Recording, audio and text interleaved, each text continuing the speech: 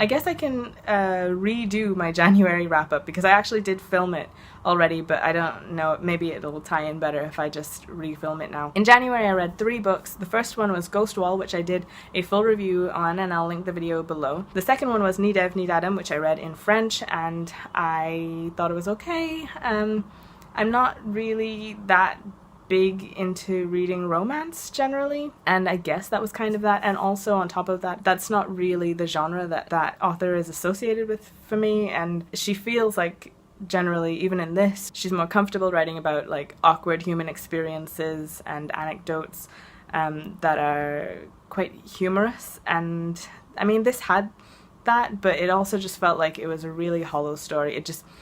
It felt like a story that didn't have that much meat to it. It felt kind of like it dragged on too long, and it was not a long book at all. It was like 150 pages, maybe a bit more than that. It was kind of fun to see how it tied in with a different book that tells of the same time in her life, but a different storyline. It was her work life as opposed to her social life at that time, so from that perspective it was interesting to see the two sides. But loads of anecdotes that were tenuously strung together by this romance that wasn't.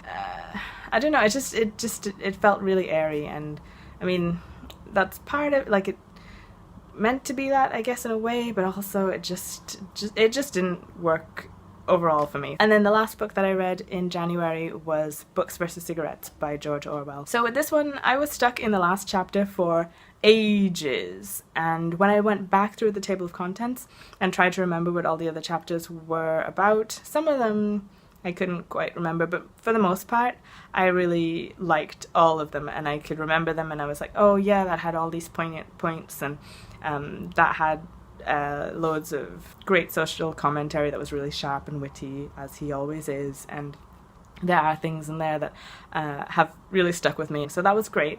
But the fact that I could be stuck in that last chapter for so long, and for so long that it made me forget, like, that there were any other chapters and they were about other things and what they were about, like, momentarily I just lost all of that because of this last chapter. I think we can safely say I wasn't big on that last chapter. And I mean, it wasn't that it was a bad chapter either, it was about his school days, and that was I don't know, maybe it was just too familiar to me. Maybe, like, I feel like the social conscious in general is very aware of that, like, English boarding school that's sort of a bit grimy and tough and focuses on certain subjects and whatever else. Like, I feel like, well, for me anyway, that sort of thing feels very familiar. If someone were to describe a film that was going to be in that setting and have that feeling, I would instantly know what that would look like and everything. So I don't know, maybe it was just not new enough.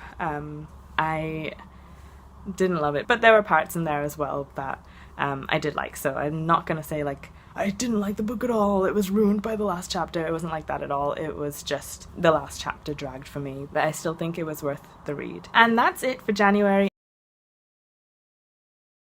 I think that's it. I think that's the end. Okay.